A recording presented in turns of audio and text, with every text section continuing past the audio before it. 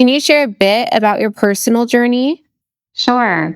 Yeah, I grew up in a home with domestic violence, and no child should ever have to feel this, but constantly being afraid of what's going to happen, never knowing what's going to happen next, there was physical violence, but mostly it was a lot about mental abuse and not having knowing if you were smart, if you could make a decision, constantly being told that, you couldn't, and, really struggling with confidence. So, it's interesting to be in a leadership role now and having learned it took a long time to build that confidence. And it took a lot of mentors in my life to show me that I do have value. So I'm super grateful to those people that, not only have gotten me to the leadership role that I'm in today, but have really helped me heal from a lot of that trauma and find my strength and who I am. Fundraising definitely keeps you on your toes. So, um, a little bit more, can you share a little bit more of what led you into the world of philanthropy and how your own healing has shaped the way that you lead today? Yeah, I've never met a single person that said, I wanted to be a fundraiser when I grew up, and I can say the same. But I started off, working with government grants and contracts, and it was pretty dry. And this was a time when a new leaf who got their start as a human service provider in the Phoenix metro area 54 years ago, had been for many years almost entirely government funded. So like 95% government funded. But when I kind of first came on board 13 years ago, was when we were starting to see a shift, a little bit, that gap growing of what government funding could support and what the services really cost to provide. In addition to that, just the guidelines, the parameters that government funding kept you under didn't always allow you to provide the services in a way that you knew people needed to receive them. So our board and leadership, kind of decided we need to invest more in philanthropy. Now that's had a very slow start, and it really started with me all on my own, of developing relationships with corporations and foundations, which hadn't been done before. It was kind of like cold applications. That's it. But it was about, thinking about our funders as partners and bringing them into really our organization and making them really feel like they were part of the impact that we were having. And it was really successful, just with corporations and foundations alone. We took our funding from, 300,000 to 3 million. And from there, we continued to grow the philanthropy team, which, back when I started was about 3 people. Now we're about 20 people. And we have also grown as an organization. We're about a $50 million organization now. We serve about 25,000 people a year. You've spoken a lot about, or I guess before this, about leading with empathy after personal trauma. How do you balance compassion with accountability, both for yourself and your team, when navigating what is emotionally heavy work?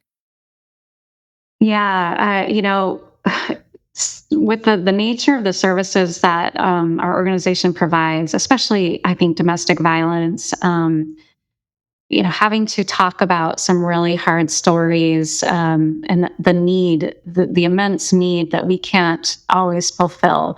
It takes a toll, and you see it in our program staff. And I think that's actually what fuels a lot of us on our philanthropy team is seeing how dedicated and how hard our program staff work, and we want to support them. We want to give them every tool that we can so that they can be successful in helping the people that they're working with in their programs. They a lot of them don't do it for a lot of money, and that's really inspiring for us. And it takes emotional toll on my philanthropy team too, when we feel like we can't do enough. We just want to do more, or we see federal funding cuts and we have to scale back our programs. It just makes us want to do more, but it also can make you feel a little defeated at the same time. um, you got to take care of each other, and keep that end goal in mind, and not get hung up on the small losses along the way, because it almost always, like, if you can get through this week, there's going to be something good next week, and you got to just really support each other, and you've got to count everybody's wins as a team. We've had years where, our grants, our corporation foundation grants have been lower, disappointing, and not what we had hoped they'd be. But can we build more in another philanthropy area? But have that ownership across the board for your team, so that everybody feels like it's a win, even if we missed a goal somewhere else. Lots of burnout in philanthropy for sure. You see a lot of people moving around, and you get frustrated. It's hard to hear no's a lot. It's hard to hear disappointment from board and leadership if you don't make your goals. So, I feel like that's my role too, is to make sure that board and leadership understand the challenges that we're facing. What's your vision for the future of fundraising? Well, I mean, a vision is really to take a new leaf, from, like I said, that past 95% government funded. Now we're like 75%. I do want to take us to 50%. I think we would look like a very different organization. And I say that, not just because the funding structure, but because of how the community would know us. A lot of what I've learned in fundraising is marketing. So I always, when I talk to other people that are kind of just getting started in that space, it's like, invest in marketing. It's hard to ask anybody to get behind your mission if they don't know who you are. In our community, if you see something about homelessness, if you see something about domestic violence, I want them to think of a new leaf. And maybe a couple other organizations that are really leaders in those space. But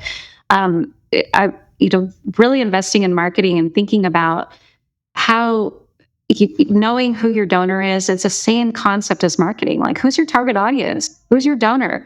Get to know them. What are they passionate about? How do I talk to them about what I do?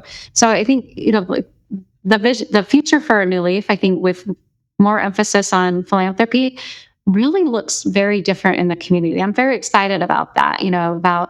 About people rallying behind the work that we do and wanting to be a part of it. And we do a lot of our donor engagement through volunteer support. So that's the most organic way that you can engage somebody, is bring them in on a volunteer project, whether it's, painting a shelter unit or putting together hygiene kits or whatever it is.